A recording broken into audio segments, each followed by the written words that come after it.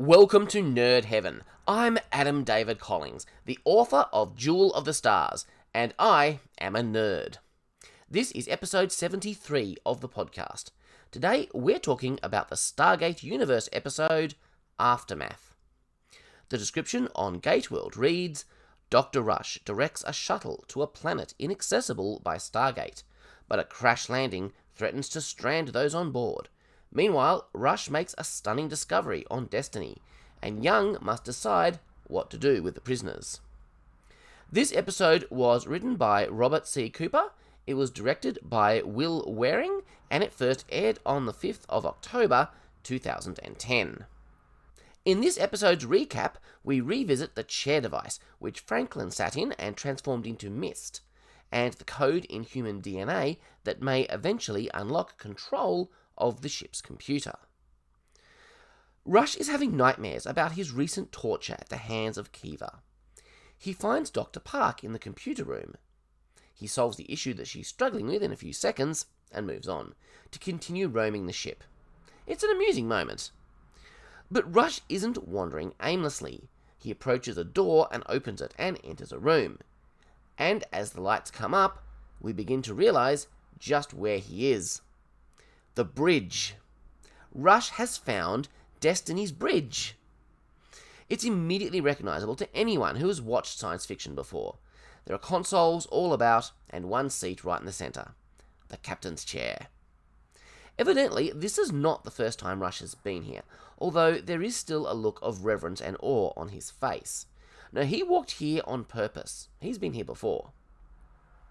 And he's seeing the image of his dead wife, Gloria, and she voices what is going on in his head. He's finally unlocked the master code. He has control over everything. And he's not going to tell anyone. This is a very Rush move.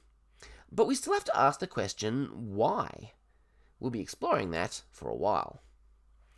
This was a very exciting moment for me when I first realized what Rush had discovered. You'll notice that we never saw the bridge of this ship during the entire first season. We weren't even sure if there was a bridge. Now that was a bit of a bold move to do an entire season of a show set on a spaceship and never see the bridge. But it actually makes a lot of sense. Remember, our characters are not in control of this ship. They're not the crew. They're just along for the ride, going wherever the ship wants to go. And that itself was also interesting. But having gone that entire year without it, it makes the discovery of the bridge feel like an event. It's more momentous. It's more exciting. I thought this was brilliantly done. So let's talk about the bridge itself. It's very in keeping with the visual aesthetic of Destiny. We've seen plenty of control panels before. But the internal layout is pretty reminiscent of Star Trek. It's basically what all us nerds expect and want a bridge to look like. But the interesting thing is that it actually folds down into the ship and then retracts back up. Kind of like the blast shield in the original Battlestar Galactica, but in reverse. When it's embedded down inside the ship, that's when you can't see anything out the front window. But it's also safe and more protected from enemy fire. When it lifts back up, they get a beautiful view out the front of the ship. And that was a nice bit of design. Camille is interviewing Gin, the Lucian Aliance scientist. Gin is explaining what the Alliance knew of the Ninth Chevron. The address that leads to Destiny was known in ancient legend.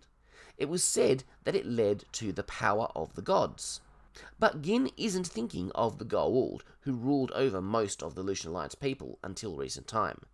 She's thinking of the Ascended Ancients, which is more accurate since Destiny is an ancient ship. The legends say that Destiny is capable of controlling time and space, and that gets Camille's attention. That's why the Lucian Alliance wanted to come here. Gin explains that the Alliance has actually been around longer than we might have thought. They predate the fall of the System Lords, but they were quick to fill the power vacuum left over by claiming all that leftover Goa'uld technology. They came to Gin's world and seized it. The only food they had to eat was what the Lucian Alliance provided. So they really were slave masters, just like the Goa'uld before them. They controlled what was taught in schools, and they recruited children to fight on their behalf. Gin herself was forced into service a few years ago with death threats against her family. Suddenly, we have a lot more sympathy, not just for her, but for a lot of the people working for the Lucian Alliance. These people are not all willing members. Does that justify what they've done back in the Milky Way and here on Destiny? Who do you forgive? Is Gin innocent but Kiva guilty, for example? Where is that line drawn? It's all very complicated. Gin argues that the Alliance survivors are not getting enough food. Well, nobody on board is. Welcome to Destiny. You people chose to come here. Life on this ship sure isn't easy. Young has to decide what he's going to do with all these people currently being held. But he's not going to make the decision alone. Camille will have a voice as well. Gin argues, as if pleading for her life, that some of them have been cooperative, they can be trusted, they can contribute. But it keeps coming back to that difficult question. Which of them do you trust? Conveniently, the Lucian Alliance still thinks that Telford is one of them, so he's still spying in their cell. And now we see the other side of things. The crew in the mess hall are complaining about the lack of food. Maybe we shouldn't be giving our rations to the enemy, one of them says. It's easier to treat your prisoners well when you have plenty of resources, but when your food is running out, it becomes tempting to deny the prisoners first. But they're human beings too. Now Riley says, the way we treat prisoners says everything about us as a civil and moral society. And that's a very good point. Young has a different perspective. He doesn't think this is about the proper treatment of POWs. These people invaded the ship and tried to kill them. I was just following orders is not an argument that Young finds very convincing.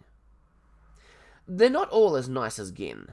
Park is afraid to go to sleep, just knowing there are people on board that would kill her if given a chance. I don't think Young has made up his mind yet, but he's definitely trying to counteract Camille's perspective. So what do you think? What would you do?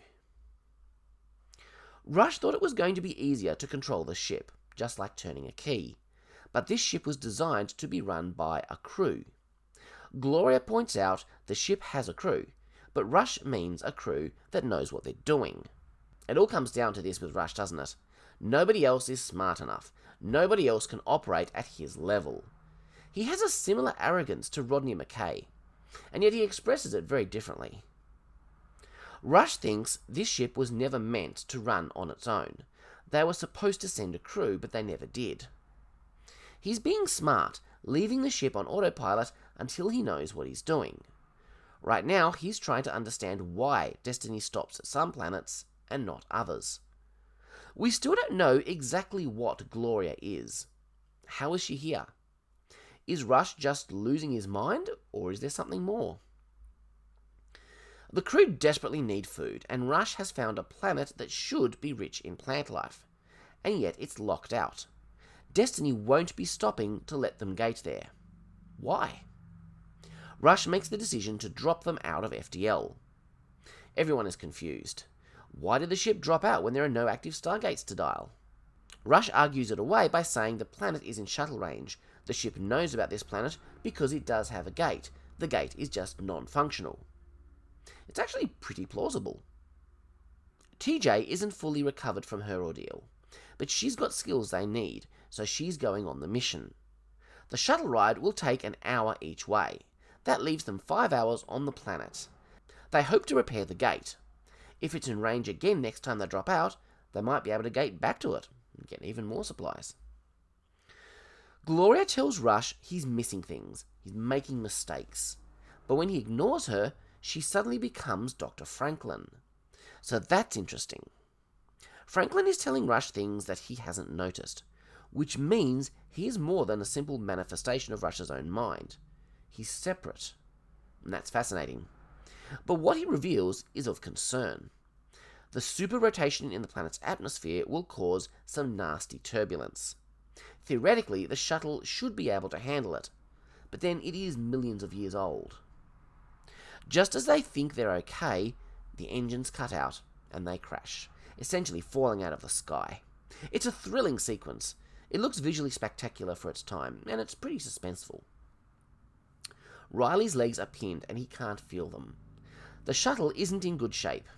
If they can't find the gate and repair it, they'll be stranded on the planet forever. Moving Riley could be dangerous for him, but if they don't, eventually they won't be able to get him to the gate. But when they try to move him, they discover that the metal is cutting off the circulation to a wound. Even if they could get him out, he'd likely bleed to death. Rush has really messed up this time. He's not operating at his usual level, and it could cost a bunch of people their lives. The reason he says he's keeping the bridge secret is because the others won't know what they're doing. But he's proving to be pretty inept himself at the moment. He really just needs to bring others into this. Keeping his discovery a secret could get everybody killed. And now the Lucian Alliance are rioting, and Destiny has just jumped. So that last 5 hours went quick. They've basically done nothing. I suppose they spent all that time trying to walk to the gate. There is still some hope that the planet still might be in range next time it drops out of FTL, but there's no guarantee.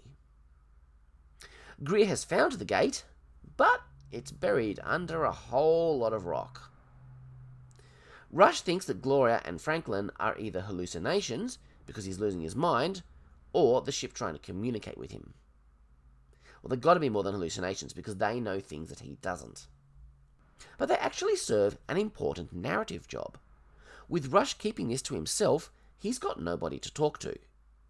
Now, in a book, you can have internal monologue, but that doesn't work on TV. Stories are primarily told through dialogue, and that means he needs another character to converse with. Once at FTL, the ship needs to run for 4 hours. After that, Rush can stop it again, assuming he can think of an explanation again. But that will be his last shot to save the crew on the planet. So why keep it a secret? Why not bring others in? Gloria is asking the right questions, and Rush's answer shows that he's still not trusting Young. Young is mentally unstable. Young is not fit to lead the mission. Young allowed the Lucian Alliance on board. Yes, Young is imperfect and makes mistakes, but Rush is making a bigger mistake right now. Honestly, he needs to get over this thing he has with Young, or it might just kill everyone. TJ and Riley have a great character scene together. As he faces the likelihood of his impending death, his thoughts turn to the spiritual, which often happens. His mother was Anglican, but his father didn't believe. He was never very spiritual himself, but now he's asking questions. He asks TJ what she believes. She isn't sure, but her recent experiences have got her wondering. They've seen some amazing things out here they can't explain. And she reveals her experiences on the Faith planet with her baby, something she's not told anybody else. After the recent riot, Young has made his decision. The next viable planet they find, the Lucian Alliance, will be left there. Telford has used the stones to speak with Stargate Command. Young is ordered to keep some key Lucian Alliance people on board. If he doesn't obey, Telford might relieve him.